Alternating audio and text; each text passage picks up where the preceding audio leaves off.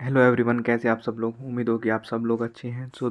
जो अपनी best news है एसएससी के लिए, जो साल की सबसे बेस्ट न्यूज़ होती है वो कि वैकेंसीज ऑफ सीजीएल, जो टोटल नंबर ऑफ़ वैकेंसीज है वो काफ़ी सही हो गई हैं। हम एक बार टोटल वैकेंसीज देख लेते हैं। देखिए 18,000 वैकेंसीज आ गई हैं भाई। देखो अब तो मतलब मज़ा ही आ गया यार, है ना। 18,000 वैकेंसीज। ठीक है, अब हम कैटेगरी वाइज देख लेते हैं कि किस किस कैटेगरी में क्या क्या वैकेंसीज अपनी बनती हैं। ठीक है, देखो हम सबसे मैक्सिमम वैकेंसीज़ की तरफ चलेंगे। ASO as usual 1400। अगर ये 1000 से ज़्यादा होती है तो हमारी वैकेंसीज 15,000 से ऊपर निकल जाती है। दूसरा आता है मिनिस्ट्री ऑफ एक्सटर्नल अफेयर, सबसे बेस्ट जो टॉप प्रायोरिटी रहती है, 181 वैकेंसीज। इसके बाद मिनिस्ट्री ऑफ रेलवेज में 3। ये तो जो टॉप पर होता है वही उठा के लेके जाते हैं, जो टॉप 20 रैंक में होगा यहीं से निकलेंगे। IB 73। अब हम जो अपनी बेस्ट पोस्ट के लिए जाते हैं, ये सब तो ठीक ठाक चल जाता है। एक्साइज इंस्पेक्टर, भैया जी ये बताओ बस 2,600 अल्टीमेट वैकेंसीज, मतलब बेहतरीन। प्रिवेंटिव की थोड़ी सी कम है, लेकिन ये तो भाई मज़ा ही आ गया देख के। 2,600 वैकेंसीज। अच्छा, इसके बाद अपनी IB, उसके बाद अपनी सी बी आई 166। ठीक है, जो हमारी मेन टॉप वैकेंसीज होती हैं। देखिए एग्जीक्यूटिव असिस्टेंट जो 4200 पे अपना है, 111 वैकेंसीज यहाँ पे है भाई। बहुत बढ़िया वैकेंसीज है, मतलब मज़ा आ गया देख के। अच्छा, जे एस ओ की वैकेंसी देखिए 725, काफ़ी ज़्यादा।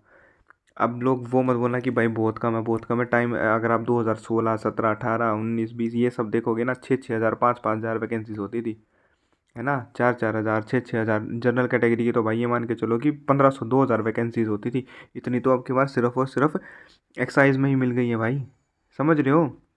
डिपार्टमेंट ऑफ पोस्ट, ये तो PSA वाली वैकेंसीज है। अगर 18,000 में से इसको हटा दे तो 14,000 वैकेंसीज बन जाती है अपनी। ठीक है, अब चलते हैं भाई अपनी सबसे बेस्ट जो लोअर लेवल पे, जिनको दिल्ली पिछली बार का AIR 1 याद है आपको, उसने TA भर दिया था इनकम टैक्स में। तो 2,200 यहाँ पे है, और टैक्स असिस्टेंट अपनी कस्टम्स में जो है 1,620।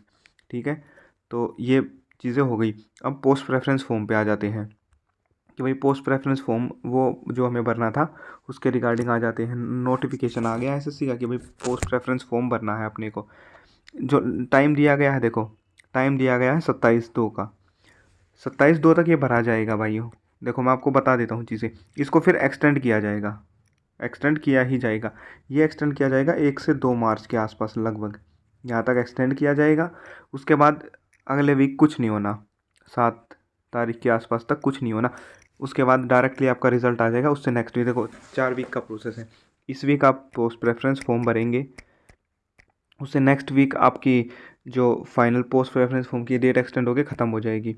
3rd वीक में आपका रिजल्ट आ जाएगा, यानी 3 वीक के अंदर आपका रिजल्ट आ जाएगा, 21 दिन के अंदर मैक्सिमम है ये भाई। मेरे हिसाब से जो रिज़ल्ट है वो 10 के आसपास ही आएगा, 10 मार्च। 1-2 दिन ऊपर नीचे होंगे, बस यही आएगा। तो all the best to everyone.